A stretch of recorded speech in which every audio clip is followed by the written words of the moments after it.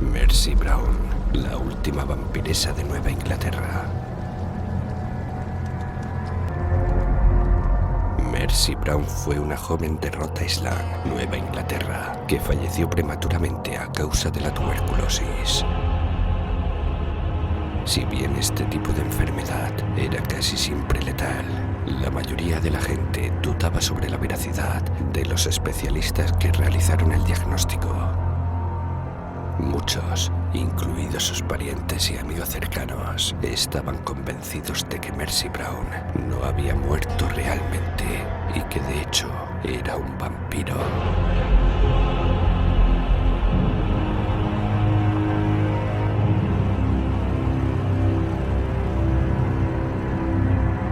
El caso de vampirismo de Mercy Brown es uno de los mejor documentados del siglo XIX.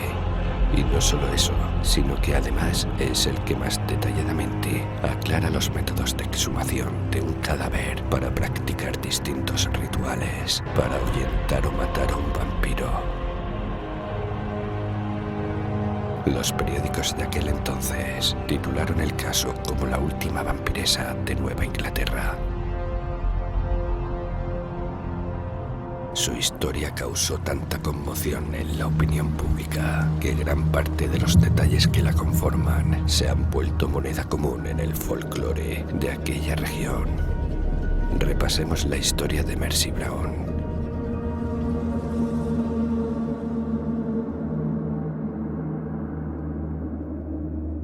George Brown fue un granjero que repentinamente vio cómo su vida se derrumbaba. Una rara enfermedad se cebó en todos los miembros de su familia, matándolos uno por uno. La primera en fallecer fue la madre de Mercy Brown en 1883. Luego su hija menor. Algunos años después, Edwin, el más pequeño, también comenzó a manifestar los síntomas inequívocos de la tuberculosis. Por aquel entonces, los médicos hablaban de tisis, cuyo tratamiento en general proponía solo un cambio de aire, demasiado poco para luchar contra una enfermedad con una tasa de mortalidad espeluznante. El joven Edwin fue enviado a Colorado, donde su mejoría fue superficial, pero progresiva. La última en dar cuenta de aquellos síntomas letales fue Mercy Brown, quien finalmente moriría el 17 de enero de 1892, con apenas 19 años de edad. Desesperado por esta terrible sucesión de pérdidas, George Brown comenzó a prestar oídos a los rumores de vampirismo que rondaban por el pueblo. ¿Acaso para preservar la vida de su último vástago, aceptó la propuesta de un grupo de entusiastas y decidió exhumar los cadáveres de su familia para ratificar si estos efectivamente habían caído en las garras de un vampiro? La exhumación se produjo el 18 de marzo de 1892 en el cementerio de Chestnut Hill. La comitiva iba encabezada por el médico familiar y un periodista de The Providence Journal. El resto presumiblemente portaban antorchas y estacas. Al abrir las tumbas, se descubrió que el cuerpo de Mary estaba intacto, perfectamente momificado, al igual que el de Mercy Brown, cuyo aspecto lucía tan radiante que incluso superaba en belleza al que había mostrado en vida. En medio de una gran agitación, se aguardó a las primeras horas de la noche, donde varios testigos afirmaron que los ojos de Mercy Brown se abrieron repentinamente en la oscuridad de la fosa. La comitiva actuó con toda la determinación que uno esperaría encontrar en una turba decidida a cazar vampiros. El cuerpo de Mercy Brown fue profanado de la forma más brutal. Se le arrancó el corazón y se lo redujo a cenizas en un fuego en el que ardían hierbas profilácticas. El resto luego fue devuelto a la cavidad torácica, abierta como unas fauces, y el cuerpo, ya horriblemente mutilado, fue enterrado nuevamente. Algunos rumores indican que aquel ritual blasfemo no tenía como objetivo prevenir que Mercy Brown regresara como vampiro, sino que las cenizas de su corazón fueron preparadas en una infusión diabólica para que fuese ingerida por el enfermizo Edwin, que por aquellos días agonizaba en el hospital. El caso de Mercy Brown tuvo una gran difusión mediática. Se produjo una fuerte controversia pública que poco a poco fue perdiendo peso a medida que los rumores sobre extrañas apariciones en el cementerio comenzaron a ganar espacio en la prensa. Se habló de criaturas difusas, oscuras como sombras, moviéndose entre los árboles añosos, devorando ranas, aves y gatos. Incluso se hallaron rastros de una mortaja, de un vestido desgarrado y tibias roídas que sugerían la posibilidad de que las profanaciones seguían realizándose de forma sistemática.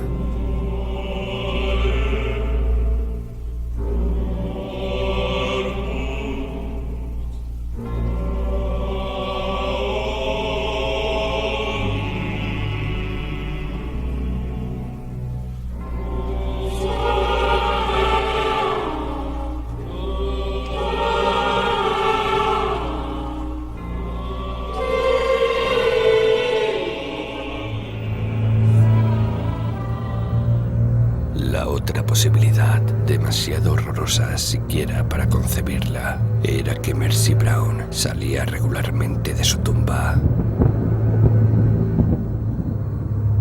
Se sabe que cuando Bram Stoker viajó a Nueva Inglaterra, se interesó vivamente en el caso de Mercy Brown, y que al menos el episodio de la exhumación de Lucy Westenra en la novela de vampiros Drácula, rito encabezado por el profesor Abraham Van Helsing, está parcialmente basados en su historia.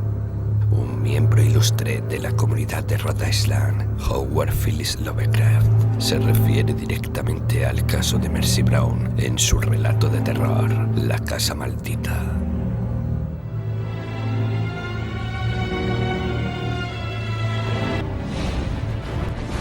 El miedo a que los muertos resurjan de sus tumbas es tan viejo como el mundo. Y entre esos seres que podrían resucitar, los más temidos son los vampiros, los terroríficos señores de la noche. Yo soy Drácula. Seguro que habéis oído hablar de mí. Una criatura de la noche que se alimenta de sangre. Y no estoy muerto, pero tampoco vivo. Elizabeth Bathory, la condesa sangrienta. Podemos tomar cualquier novela de vampiros, cualquier relato, cualquier historia o poema acerca de estas sanguinarias criaturas y enseguida advertir qué válidos son si los contrastamos con la vida de Elizabeth Bathory, la condesa sangrienta. La infancia de Elizabeth Bathory fue miserable, llena de carencias y extrañas ideas acerca de la sociedad. Nació como Gabrielle Elsbeth Bathory, pero todos la conocieron como Madame Bathory, un nombre que pasaría a encarnar la infamia y el deseo absoluto de poder.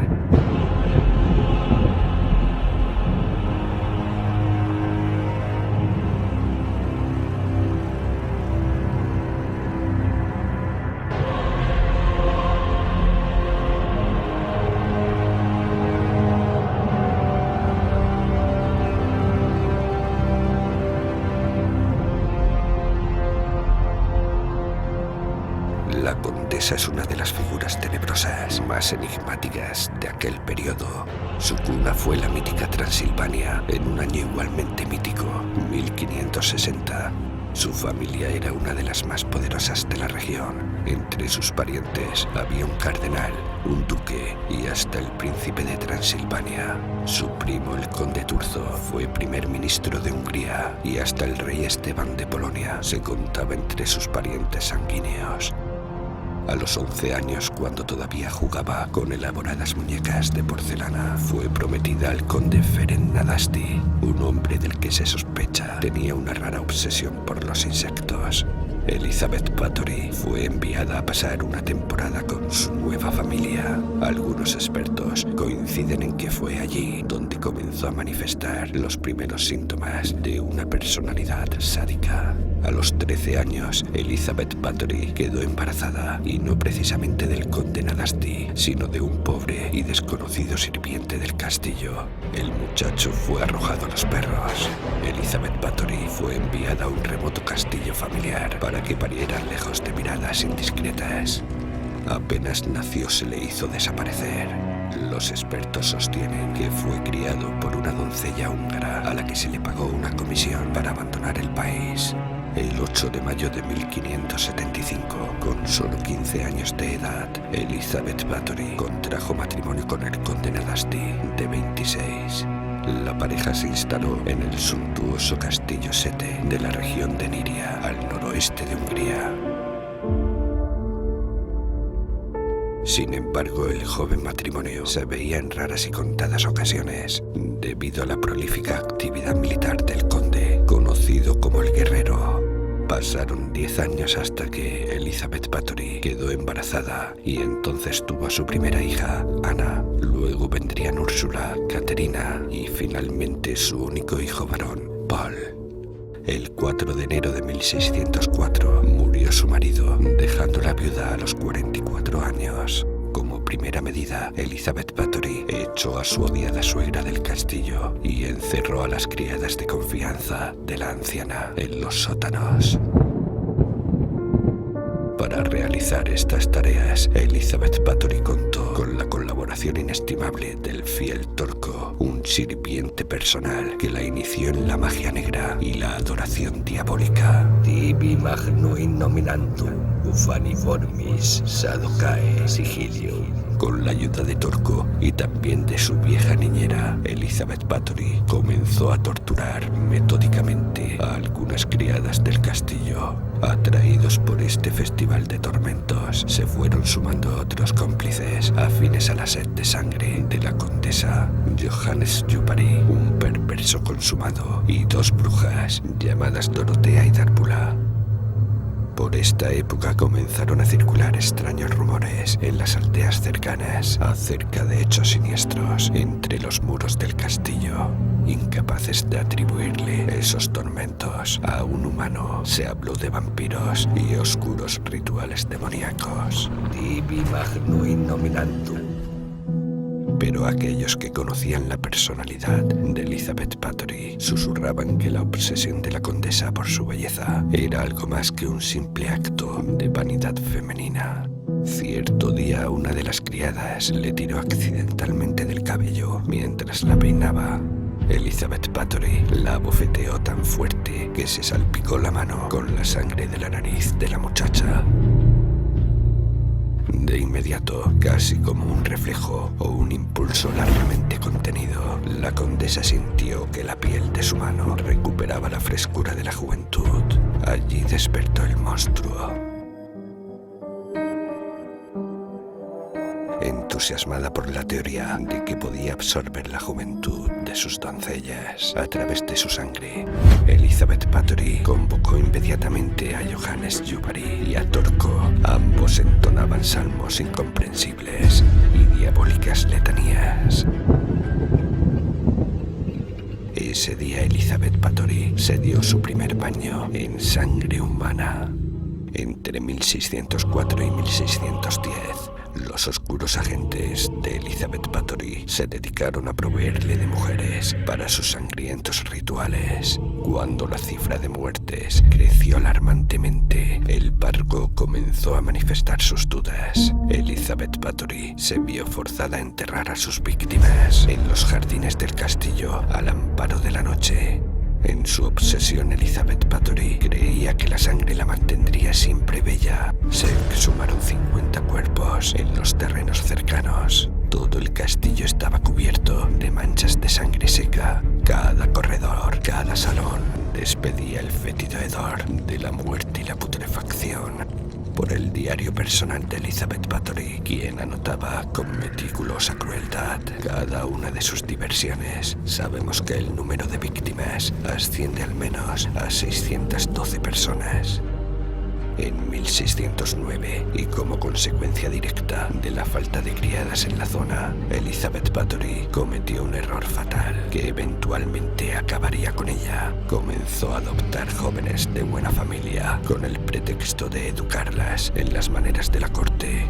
En 1612 se inició el proceso judicial contra Elizabeth Bathory. La condesa se amparó en sus fueros nobiliarios, que le ahorraban comparecer frente a autoridades, salvo por casos de traición. Quienes sí comparecieron ante la ley fueron sus colaboradores. El juicio se centró únicamente en las muertes de las jóvenes aristocráticas, salvo Darbula, aquella astuta bruja que la inició en el satanismo. Casi todos los agentes de Elizabeth Bathory fueron torturados y quemados en la hoguera.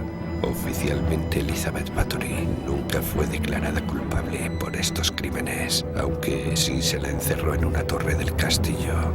El cuarto que le servía de prisión fue tapiado con ladrillos y era custodiado por oficiales sordos. Se dejó solo una rendija para pasarle los alimentos.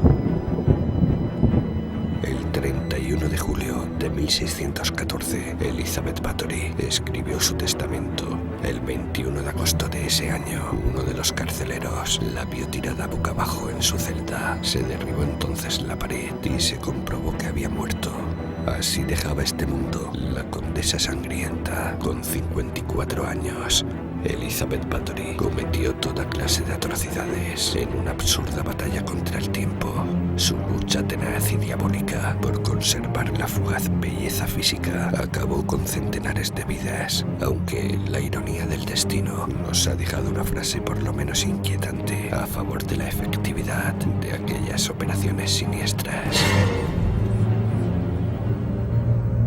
Se dice que durante el funeral, el párroco del pueblo afirmó: «Fue la mujer más hermosa que mis ojos hayan visto». Elizabeth Bathory, la condesa sangrienta.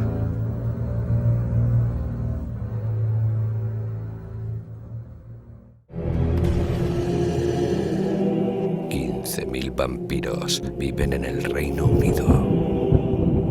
De más está decir que el tema de los vampiros se ha convertido en un tópico universal. Sin embargo, las leyendas de vampiros no son originarias de nuestros tiempos.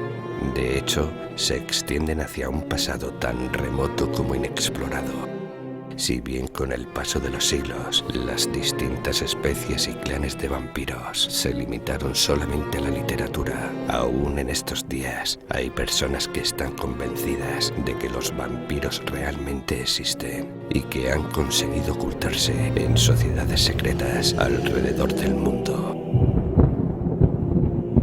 En este contexto, los auténticos vampiros ya no recorren las calles al amparo de la noche y mucho menos se arriesgan a vivir aislados. Se agrupan en clanes que migran a distintas zonas para que sus ataques no levanten sospechas. Si bien esta teoría suena absurda, basta recordar los incidentes ocurridos a principios del año 2002, cuando el pueblo de Marawi reportó una tasa inusual de muertes atribuidas a los vampiros. Ahora bien, el fenómeno de los vampiros reales no solo se limita al tercer mundo. En regiones claramente desarrolladas también proliferan estas creencias. Tal vez el caso más notable sea el del licenciado Emir Williams, profesor de psicología de la Universidad de Glynde, quien sostuvo que solo en el Reino Unido habita una comunidad de al menos 15.000 vampiros. Este polémico profesor no solo sostiene que los vampiros son reales, sino que viven en una especie de subcultura, de organización subterránea, regida por una serie de leyes morales que conservan desde hace milenios. Aquí nos enfrentamos con un problema aparentemente sin solución. Si existen 15.000 vampiros en el Reino Unido, sería imposible disimular la cifra de personas muertas que se requiere para alimentarlos. Sin embargo, el Dr. Williams consigue elaborar una teoría que no descarta esta dificultad estadística. A Además de los 15.000 vampiros organizados en una sociedad secreta, existen por lo menos unos 30.000 donantes voluntarios o familiares, es decir, personas que desean convertirse en vampiros, pero que antes deben probar su fidelidad y compromiso con los hijos de la noche. En este punto cabe preguntarse cómo el Dr. Williams obtuvo estos datos inquietantes. En principio gracias al aporte de docenas de personas arrepentidas que reportaron a riesgo de perder la vida algunos secretos de los vampiros reales y sus sociedades secretas.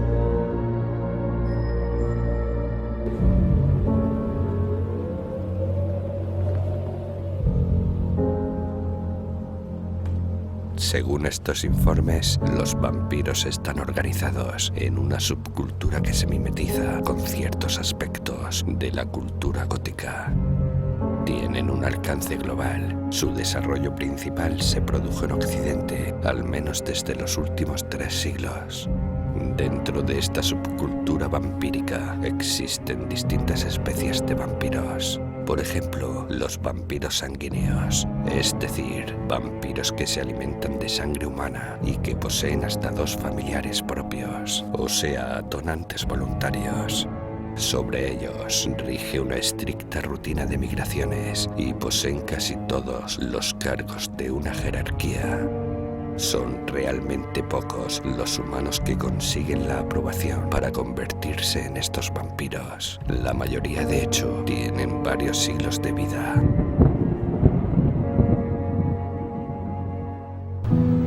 Por otro lado están los vampiros psíquicos, también llamados vampiros emocionales y vampiros energéticos.